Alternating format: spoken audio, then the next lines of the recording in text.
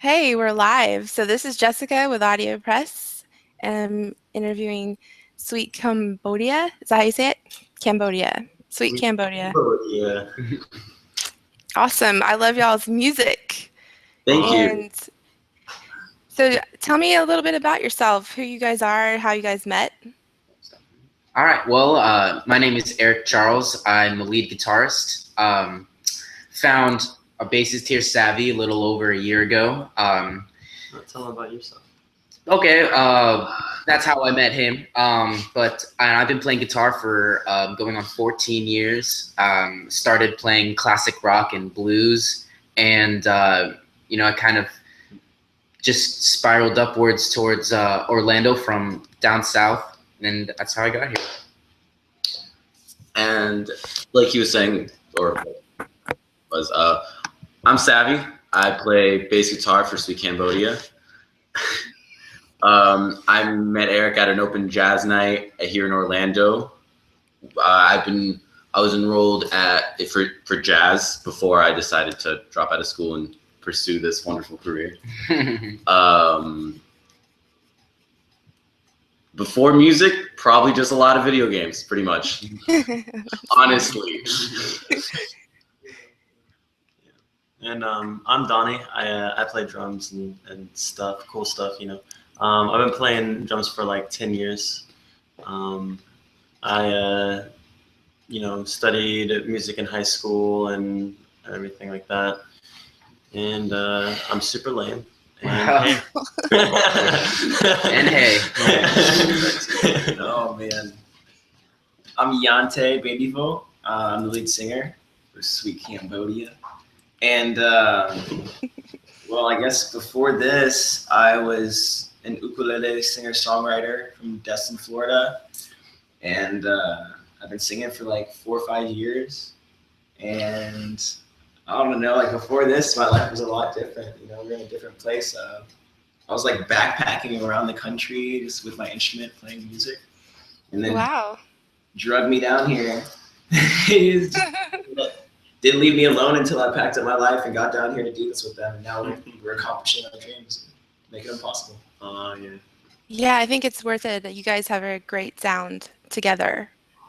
Thank you. So hopefully you can stick together. Like if one person, sometimes I've seen bands break up because one person moves away. So I love hearing that you guys made the effort to come together in one location. Well, here's the thing. We all just suck, so it works out.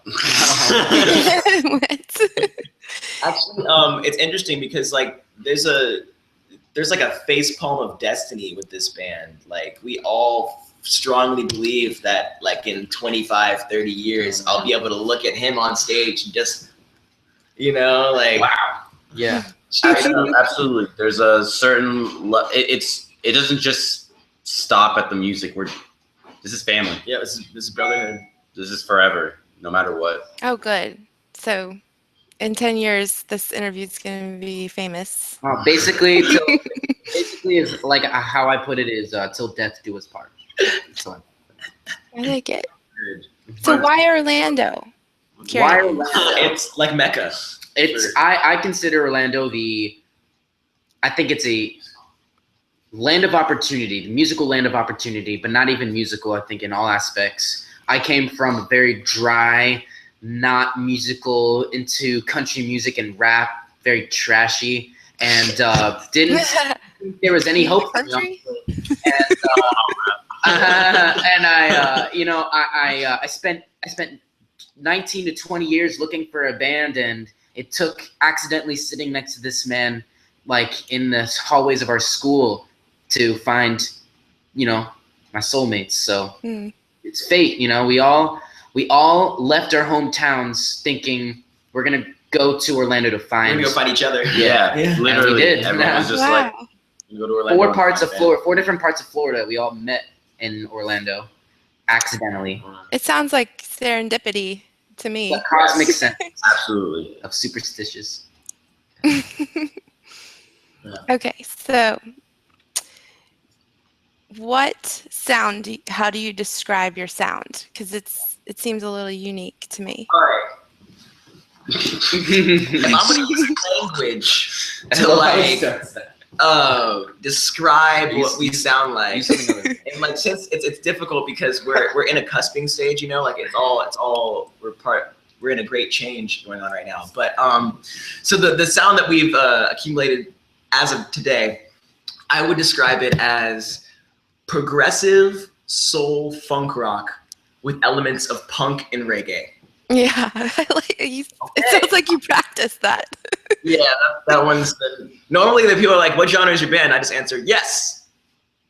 I guess Yes. I used to work at a studio and we would call this experimental.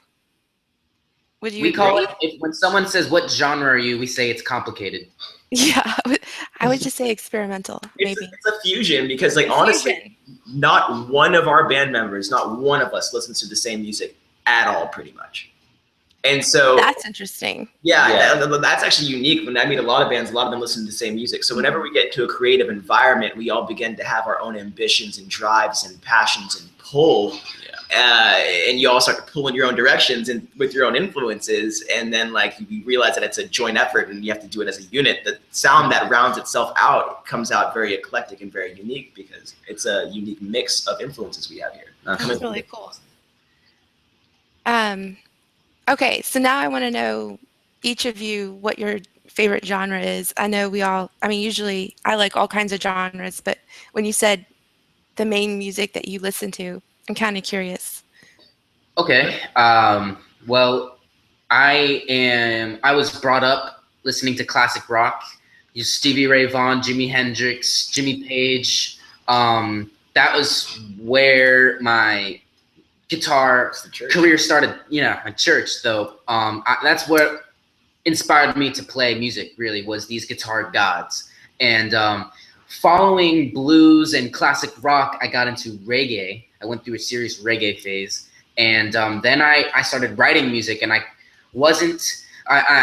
remember vividly YouTubing how to be a reggae guitarist. And it's basically the less you play, the better it is. And I can't sit still, and I think that's how my music, the way I write, came to be is like a jambalaya of all genres and inspirations. That's great. You got your own unique thing going on, just within yourself.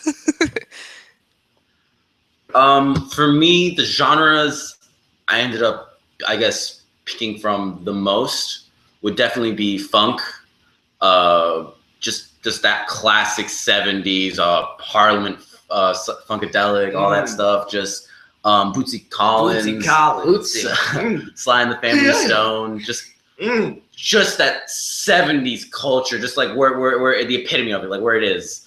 There's that. I fell really in love with punk rock, Rancid, the Butthole Servers, NoFX is fantastic, and because I really respected the fact that funk players did everything with their hands, and punk players could play at speeds no one else could, and I was just kind of thought to myself, well, you should be able to do it with your hands, so I combined both, I guess. Oh wow! Okay, now I'm starting to see how you guys got the sound. Okay. And I guess I come back from a more, I don't want to say modern kind of musical, coming from that area, but I kind of do in a sense. I listen to more modern music as far as like like Chan or Animals as Leaders, really progressive, kind of like metal-y or progressive jazz stuff. And, that's really what I enjoy listening to and what I add to everything that I'm playing here. Well, when you were younger, what inspired you to start becoming a musician? Like what kind of music? Whenever I was younger? Yeah, just curious. Whenever I was younger, my first CD was a Sublime CD, and I was 5 years old. So I kind of started very, very early with a lot of I don't want to say like reggae and stuff, but I did growing up I focused on a lot of punk, reggae, rock, and shitload of metal. There's there's a lot of different stuff that I was raised on. So Cool. For me, I like writers, like people who got something to say. So like writers who have really spoken to me are like Nako from Nako Medicine for the People, or like Bob Dylan, or Roger Waters, or just Brad Knoll of Sublime. But like musically, like I was raised on jazz, like old Teddy Pendergrass, Al Green, Marvin Gaye, like Kool and the Gang, like just that old Motown soul music. And then whenever I like started to pick out my own music at around age 13, I got like adopted by roots rock reggae and just dove into like the old reggae, like the Bob Marley and the Jimmy Cliff, and just really like old, just not even well recorded reggae tracks that you can hear the air in the background moving through the room and whatnot, like all the fuzz. Yeah. But and then when I picked up the ukulele, I started to like fuse all my sounds together that I really enjoyed. And so like I took elements from like old school hip hop and like reggae and funk and jazz and just kind of threw it all together, and that's how I met these guys. So how did you actually meet? That's a 2-part story. Or 3-part story. So, it's a very intricate story. So what happened was, Savvy and I unconsciously met at a jazz open mic night where a bassist just left the stage. I got that bassist's card because I was a singer-songwriter looking for a band. So I got that bassist's number. He jumps on stage, and I'm like, yeah, I don't need his number. I just got a number. So we jam, and I didn't even introduce myself to him. But that next Tuesday, I sit next to him in the hallway waiting for our music classes, and we start talking, and we didn't realize we jammed together at Austin's till months later. Absolutely. But we're sitting in there, and I've avidly been looking for a band, and I look him dead in the eyes, and I tell him, I say, if you are as serious as I am, and you're as willing as I am to be as dedicated, then come to my house today and let's jam. And it was actually really funny because I remember just like getting onto the topic. He has a guitar with him, and he's like, "Oh, come over," and I was like, "Okay, yeah, let's jam. Why not?" Like, and I when I came to Orlando, I was doing the same thing. I auditioned for like 12 bands the summer I moved to Orlando, and and actually I ended up getting the same thing. I was too young to be in the bands playing at these bars and stuff. Oh. But he never told me his age or how long he's been playing. I just assumed he was like as old as I am and has been playing for like years. So I lied to him, really, just to like avoid any problems with that. And I go over to his house, literally like he's so excited. He's like, what are you doing today? And I'm just like, I have class until this time. And he's like, come over as soon as you're done with that. And I'm like, okay, sure, let's go. And I go to his house. He hears me play. I hear him play. And in the middle of him playing, I'm just like, oh man, I got to do this for the rest of my life with this kid. And it's he starts giving me the whole speech like, oh, I'm serious about this. So many people have been so flaky on me. I'm not about that. And I'm sitting there getting the speech I usually give people. And I'm just kind of like, this is so weird. Like, it's like the Twilight Zone. And then he finishes it, and I'm just like, so do you want to do this for the rest of our lives? And he's like, yeah. And I don't think we had a choice at that point.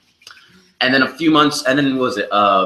6, 7, 8 months went by, and we were in a transitioning period. First, we met. We were rehearsing, and a drummer walks into our practice session and just sits on the drums and starts playing with us. He actually forms our band for the first time, and he was a blind man named Manuel, and he's like Stevie Wonder blind, but played like as good as Stevie Wonder is on piano, on drums. And no, you haven't heard him play, but like honestly, he kills it. And like Stevie Wonder. Yeah, he's really good. All right. And regardless of that, Months go by, and then he decides that he has a greater calling in life, and that greater calling is this. Straight up. And he says, like, sorry guys, but I can't do this anymore. So we are freaking out. Our manager says, find a drummer. Hey, here's some numbers to call. We found a guy. Month later, he tells us that he's going on a trip and never coming back. Yeah. So again, we lost a drummer. We retaught this drummer everything. Lost him, and then I'm freaking out. Our manager says, call this number, schedule an audition tomorrow. His name is Donnie.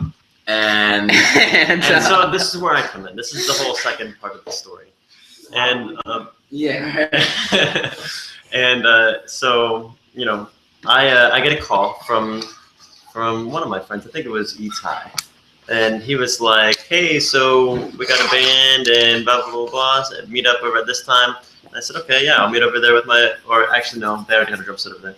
I'll come over there and I'll play. So I went over there and we played, and I didn't know how they were feeling about me. And Lucas and Eric, walked outside, which was really funny because apparently they freaked out. It was really interesting. I heard Donnie play. We went outside to go talk about it. I look at Eric and he's like, "So what do you think?" And I told him he's giving me the exact feeling that I had when I met you. This is our guy for the rest of our lives. That's it. And he was like, I'm not sure. And I'm just like, I was just like, I don't want to jump to any conclusions, but like we walk out of our space and he's speed walking out of the door. I'm like following and I'm like, man, he's excited. You know what I'm saying? So he turns around and he's just like, that's it. He's it. I'm feeling it, man. I'm feeling it. And I was just like, dude, like, don't jump to conclusions. Our first audition, mind you. And so here I am. Yeah. And so to continue on, I had actually told Yante before I moved down to Orlando. Yep.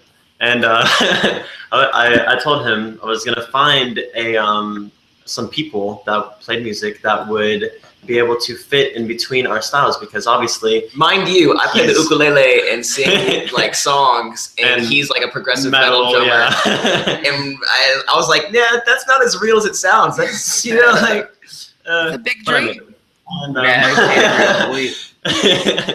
And so I did. I like bothered. Basically, I hassled Yante and got him to get a job and everything and get ready to move down to Orlando. So we could start this whole thing, and now because it was a 3-piece. It was a 3-piece up until Donnie was like, "Hey, we got a singer. That could definitely benefit this band." And we were like, we spent 8 to 10 months of just me being the lead singer, frontman. So we were like, yeah, okay, like we'll see how it goes. Like we've played with singers and it was whatever, but. Blew our minds, And now look where we're at. right? I think it's great. So we were called the Three Hounds up until we met Donnie. When we met Donnie, we knew it was a change. It was a new chapter. It was a rebranding. That's what we had to do. We had to leave our old image behind, I suppose. Yeah. So we became Sweet Cambodia. So now I'm curious, what's up with Sweet Cambodia? The name, where did that come from? Who should take this one? So Sweet Cambodia. The name. Why is the band named Sweet Cambodia? You see what just happened? Like, yeah, I feel like I can. All right. So what was it like?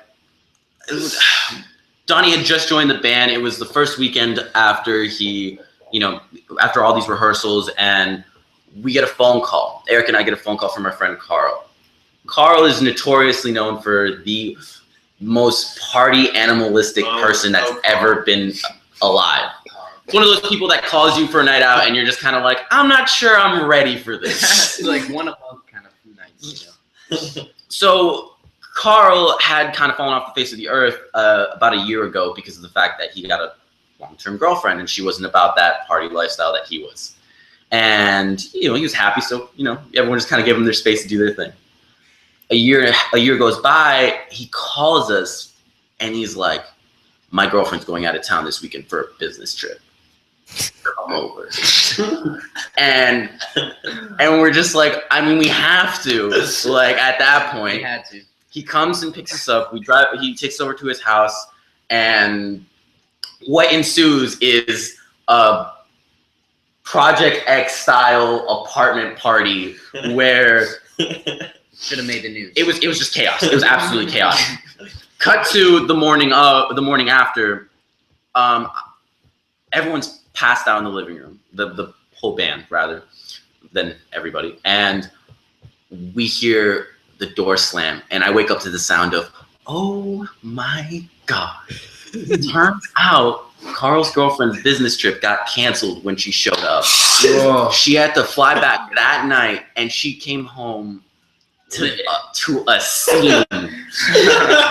Oh man! And I'm sitting, I'm like face down in this couch. I look up, and I'm like looking over. I see Eric, who's on the floor, looking at me, freaking out. Listen, I only had socks on. Okay, it was crazy.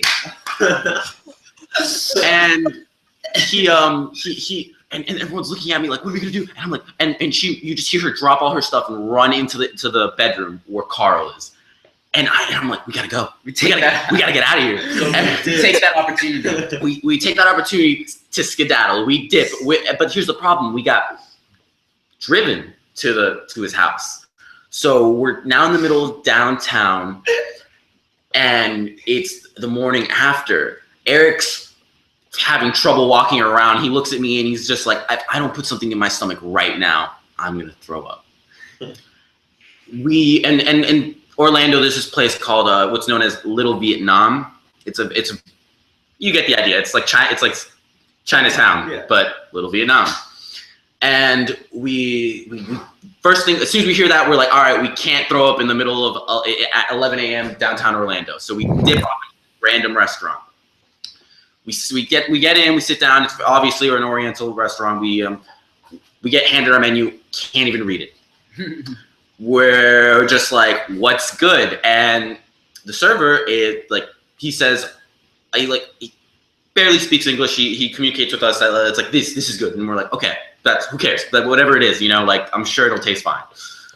He brings this platter, this like party platter, and it's noodles, fish, all so rancid. It's like a Star Wars. Rancid. It looks like orange sauce is poured all over it. It's horrible. It's horrible to look at. The smell alone could have killed a man. So without missing a beat, he sets it down. We're all like taking a second to register what's happening and what's in front of us. Eric grabs a handful, doesn't even get utensils, a handful, shoves it in his mouth, and he just looks up at us. And we're just like, what? Is it a, what's wrong? We were clarified, basically. And he's like, it's sweet. Like almost candy. And we're like, what? There's fish in this. There's clearly fish in this. Cut to the after meal where we're sitting there. We're sitting there and we find out it's a Cambodian restaurant just by conversation, overhearing somebody in the stall of context clues. Context clues. There you go. That's a better way to put it. And we're leaving the restaurant, and Donnie's standing there. It's like, man, that was some sweet Cambodian food. And then we all just kind of turned and looked at each other like, oh man, that's the best thing I've ever heard. That's great. There you have it. I'm sorry. I was like, I think there's a lag. Oh, you're good. Okay. So I'm thinking. All right. So where do you guys perform generally in Orlando? Where can someone that lives around here go and find you? It's very hard to give that answer because they don't play in a regular spot. Last past weekend, we played at a place. Oh wait, called one second. Orlando. It sounds like a robot. Can you hear that? Well, I was doing my robot voice. Check. 1, 2. Check. I think I got you back. Alrighty. You had to catch up with us. Here's the answer to that question. You can find us off either Mills Avenue, downtown Orlando, the Milk District. Okay. The back booth. That's downtown. Yeah. Yeah. That's downtown. We have to be very broad with these areas just because we don't have you can't find Sweet Cambodia at Red Lion Pub every Yeah, you don't first have a of the month. residency. That's cool. Yeah, no, your answer was great. Okay. So let's see. So what about online? What's your website? You ready? You can promote your stuff now. Facebook, Twitter, Snapchat, Tumblr, SoundCloud, Reverb Nation, Pornhub, Twitter. Pornhub. Did you just say that? Instagram? Nope. And Instagram. And everything on Just type in Sweet Cambodia and you'll find us. Except for Twitter, it's Cambodia Sweet. You can still Our type in Pornhub account is called Sweet Cambodia. It's not. It's just Sweet Cambodia. It's just Sweet Cambodia. We should Okay. change it. That's a good idea. It's actually pretty Not. Yeah, no, that's great, guys. I think, is there anything else you'd like to add? I just wanted to keep it under 30 minutes, so. We understand. Guys. New music. Yeah, we're constantly writing new music. We have a lot of releases that we're planning on having come up soon. We're gonna be releasing some more tracks before we drop our EP. We're also going to be LP. Going on tour this summer. going on tour. We are planning on shooting a music video for our EP. We are gonna hit Alabama for a music festival called Timbuktu. We're gonna swing up to Nashville for our first out-of-state tour, which is included in the Alabama show. Oh, snap. Yeah, and we're gonna hit the Panhandle. This is all happening in late July, early August. Sweet. You get to I know a couple of people in Nashville. Should keep me in the link when you guys go up there. Oh, Absolutely. Heck yeah. That'd be awesome, actually. Yeah, I love Nashville. Okay, so let's see. I think I had one more question. Dang, I lost it. Gotta love live interviews. So, okay. Oh. No, we're really glad you guys could meet up with us and interview on Google Hangouts. Y'all are our first official interview, so thank you for working with us, technical issues and what have you. Thank you for having us. You guys are really awesome. I'm sorry I missed you guys live, but I will venture out because I know I'm a writer we have for AudioPress. Jacob, he came out there and wrote a review. yes. Listen, guys. May 7th at St. Matthew's Tavern. May 7th at St. Matthew's Tavern. I'll see you there. Yes. Well, because you guys just sent me that new song. What was it? I just clicked on it. Public Sky. Cold Copper? Oh, yeah. yeah. Cold Copper I believe is getting released very soon. So yeah, Oh, that's it's not released yet, technically. Unreleased. You got that VIP. Yeah. I really like it. I mean, I haven't heard the whole thing, but just the very beginning, it caught me right away. So I was impressed, and I know you guys are gonna blow up. So it's like, might have to get your autograph or something. May 7th, you can we'll work some now. Yes. Always trying to promote me. Cool. Well, we'll go ahead and sign off. Just for you guys, I'm Jessica Northey again, and AudioPress.us. You can check us out. We do web design for artists and EPKs, and we have all kinds of things on there to check us out. And we'll see you on Saturday for our next interview with an indie artist. And thanks again, guys. Talk to you soon. Keep it easy. Thank you. Bye. Bye.